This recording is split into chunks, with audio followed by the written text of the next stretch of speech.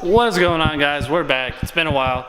Last you heard from us, we actually put the motor in the 240 and we shot a little teaser for the 350Z. Daniel just left, actually. He had to go home. He came over, helped me out a lot today to get the 240 ready. The 240 is pretty much ready to drop off. I thought we could just turn the key and start it after I do all the wiring and shorten the harness, but it looks like that's not the case. We're not getting power to the steering column. So when you turn the key on, nothing happens.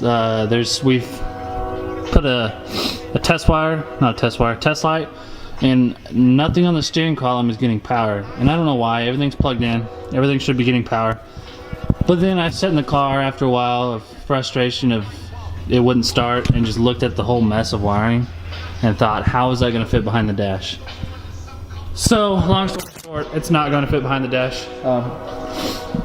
I'm dropping the car off Wednesday to get all of this wiring. It's going to be gone. And you see the little switch panel, that on-off, it's an arc switch panel. That is going to be our ignition, fuel, fans, and start. We'll be able to start the car with that, and we'll get rid of all this. It also came with a fuse. Fuses and everything wired up, ready to go. We just got to wire it up for the car to start it. But everything is in the 240. All the intercooler piping is on. Intercooler. We have a bigger intercooler on now instead of the tiny dinky one that we had. We had the Mishimoto fans with the dual fans. Overflow. We got the catch can right there. Fuel pressure regulator. Tile blow-off valve. Tile wastegate down there. Can't really see it. We're also just going to run straight wastegate. So when we start off, it'll just be 15 pounds. But as we adjust, we'll switch a vacuum line to this boost controller, and we'll crank the boost up. So we're gonna start out at 15 and see what it does. The car's ready to go. The car's on the ground, and I have the fresh deal of the E85. I drained the gas tank, so there's no more E in the gas tank. Shifter's in, goes through all the gears fine. But yeah, we're gonna be using this arc switch panel. It kind of covers up the YouTube deal, but we still get the Slideways garage, so that's okay. But we're gonna be using that arc switch panel. And yeah, I forgot how good this fitment is on this 240. Like, you can stick like a finger in there, and that's it. For a drift car, you know, that's pretty good. The rear though, the rear is pretty decent. It's just the wheels need some spacers to kind of come out with the over fenders.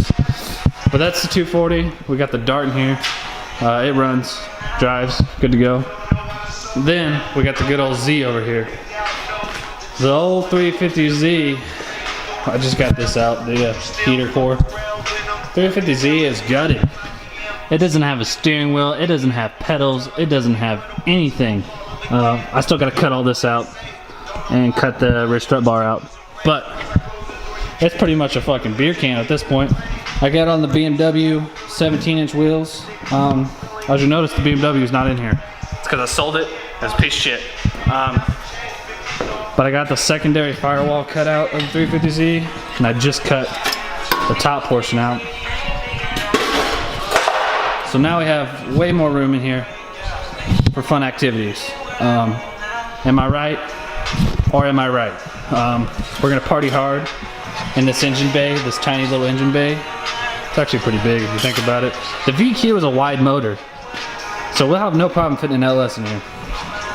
But yeah, cut out the secondary firewall, got all that nonsense done with, and yeah, just gotta continue tearing this car down to absolutely nothing to get it cage prepped. Angle kit should be here probably next week. Coilovers in 2 weeks. They're custom coilovers and a custom angle kit. Then the rear grip kit, probably a couple months. They haven't developed it yet, but the guy that's doing the angle kit is going to be doing the rear grip kit. It's like a Wisefab front and rear, but it's not Wisefab. It's a lot cheaper and the same quality, and the parts are a lot cheaper to replace if something ever breaks. instead of WiseFab, you kind of have to, it's kind of a pain in the ass to get spare parts for WiseFab. So we're gonna go with this company I've been working with and see how it works out. I'm not gonna give any names yet. The coilovers, you guys probably already know what I'm gonna be running on the coilovers. The tried and true tested BC Racing, same ones I run on the 240. They are amazing coilovers. Be running the same thing on the 350Z, but with a twist. We're not running the street BC BR coilovers, no. We're running the highest quality BC coilovers they have. The BC ZR coilovers, they are fucking amazing. They have their own reservoirs and a bunch of different technologies, Swift springs, so this 350Z is gonna be baller. But we're getting it ready for the cage work. The ass end's gonna be cut off, the front end's gonna be cut off, it's gonna be caged, gonna be tubed, rear mount radiator, all the fun stuff. I do have a little surprise for you. I accidentally ordered this. I needed it, but I didn't need it now. But it was in my cart and I left it in there and I accidentally ordered it. It is a Tilton gas pedal for the 350Z build. It's an overhang, so it's gonna hang up. It's a super nice quality, brushed aluminum, black. Yeah, I'm super pumped on this. I didn't mean to order it yet. I was gonna order it, but didn't want to order it now, but I already did. So yeah, super pumped on this. I'll have matching clutch and brake pedal. It'll be up in the Z. Since we're getting rid of the stock pedals. I am keeping the stock 350Z gas pedal because it has a sensor for a 350Z throttle body. In case we ever want to VQ swap something, we have the opportunity. I don't have to go out and buy a gas pedal. I can just use that one. So yeah, that's it for this quick little update. Dart swinger's in here. 240 is about to leave the shop to go get tuned and wired, and cross fingers everything works. I'm hoping it does. I'm hoping I built the motor right. I'm hoping everything is torqued to spec. All I can do at this point is hope and pray. Everything is timed. I double checked all the timing. It should all be good, but who knows? This just wiring is a headache.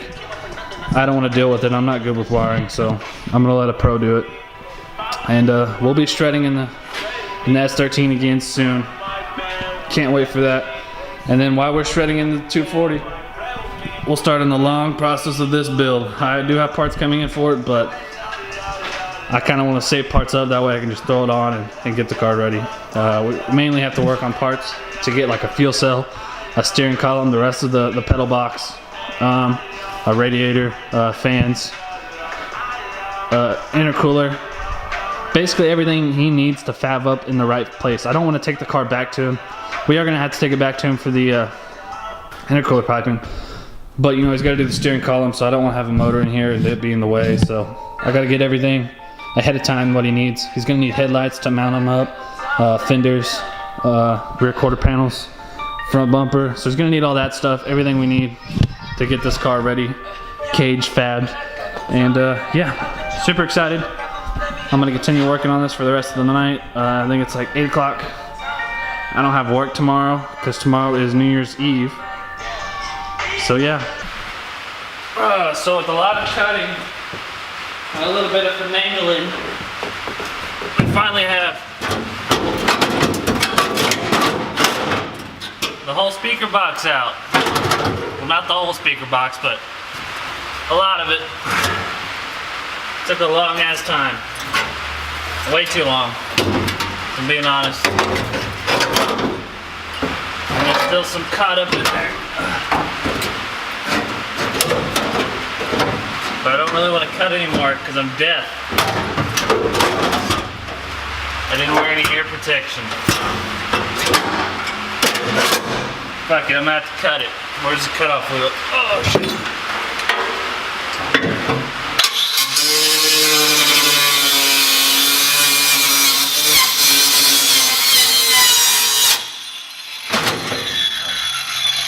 Got it.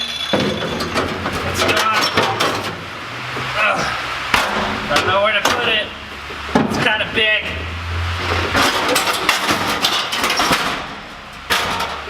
Oh. Now that piece is a lot heavier than the other piece, which makes sense because it's more metal. But yeah, speaker box is out. This car is looking like nothing. It's gross. But yeah, that was a big step forward in the process. A lot more steps to go. So what I'm doing right now is actually drilling panel out where the speaker box was. I'm using a, so zoom in. It's not really zooming in. Actually, it's not really focusing. There it goes. Using a spot weld drill bit to get all the spot welds out of the panel. So I'm going to do that right now. You can use a center punch to get the hole lined up. To get this out. It's easier because the drill doesn't want to keep spinning off. Or you can just send it, stay focused. Either way works. I've been doing both. Either way is acceptable.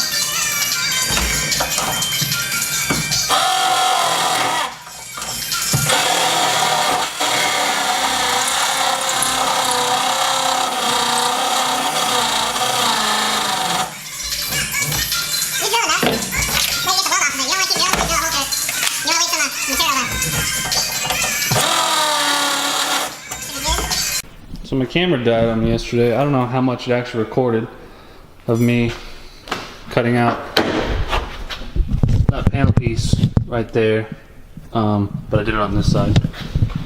Cut it out. I think it's this one. Yeah, it's this one.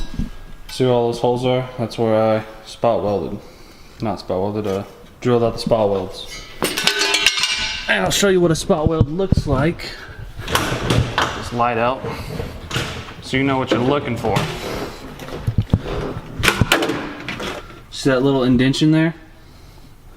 And there's one right there and there. That's what you're going to be doing. You'll be drilling it out. And then that's what it'll look like when you separate the panels. You'll have like a bunch of material. And that's like basically just the weld. It's not one to focus, but that's the weld built up is what that is. And then this panel will go up on there and then you just pull it back when you separate it. That's what all that is. That's all separated. Now I gotta work on this piece that comes down, goes all the way across that side. Gotta work on separating that. What up, faggot? Hey, did you get my screenshot? Did I get what? My screenshot? No.